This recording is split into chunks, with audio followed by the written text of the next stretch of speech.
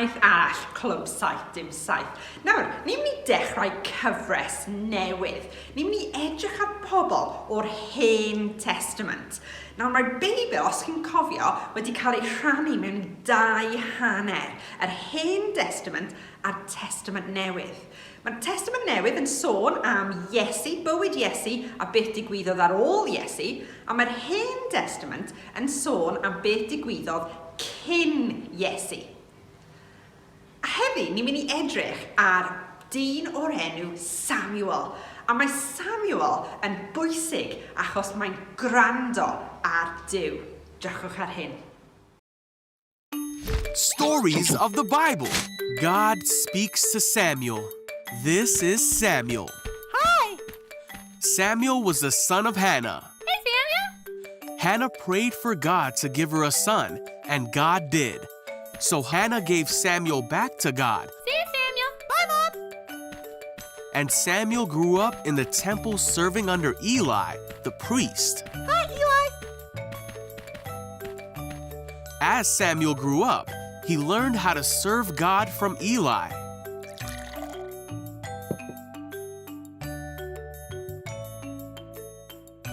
Samuel lived in the house of God, but he did not know God or what God's voice sounded like.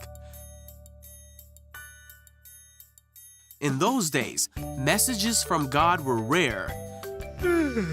But one night after Eli had gone to bed, Samuel was sleeping in the tabernacle when suddenly God called out, "Samuel!" Huh? Samuel got up and ran to Eli and said, "Did you call me?" Mommy? Eli said, "I didn't call you. Go back to bed." So Samuel did. Then God called out again, "Samuel!" Huh? And again Samuel got up and ran to Eli asking, "Did you call me?" Mommy? Eli said, "I didn't call you. Go back to bed." So Samuel did. God called Samuel for a third time, "Samuel!" And Samuel went to Eli yet again. After 3 times, Eli realized that God was trying to speak to Samuel. So Eli taught Samuel to say, "Speak, Lord, your servant is listening." Okay. Samuel went back to bed, and God came and called as before, "Samuel, Samuel!" And Samuel said, "Speak, your servant is listening." God told him many things about what would happen to Israel. As Samuel grew up, God was with him, and everything God spoke through Samuel came true. Samuel was seen as a great prophet of God because he could hear the voice of God, and he listened when God spoke to him.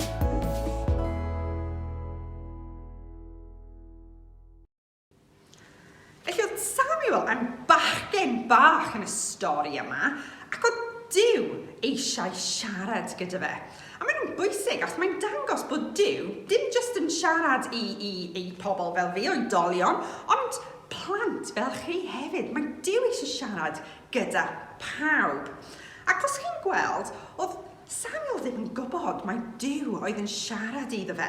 Oedd e'n meddwl mai Eli oedd e, ac oedd e'n rhedeg a gofyn beth o ti eisiau. Ac oedd rhaid iddo fe dysgu trwy Eli i gwrando ar Dduw.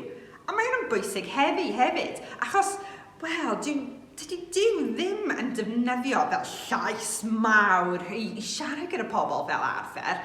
Felly mae'n rhaid i ni i gwrando mewn ffurf eraill. Fel i fi, mae Dduw yn siarad i fi o'r danfon pobl eraill. Falle byddai'n siarad gyda ffrind neu rhywun, a byd nhw'n dweud rhywbeth, a byddai'n meddwl, o'n i'n meddwl yr un peth.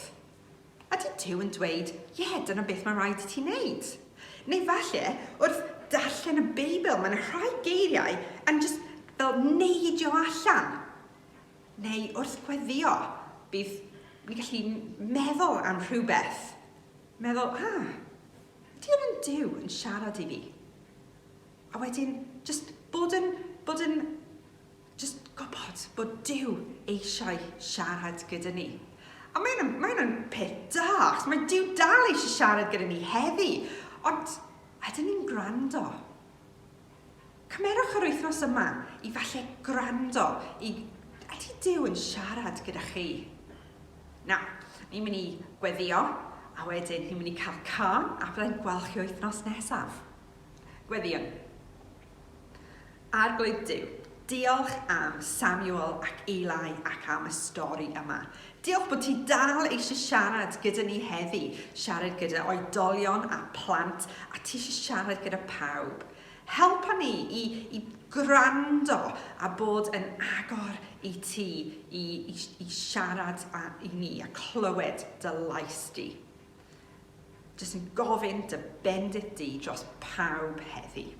Yn enw'r Iesu. Amen.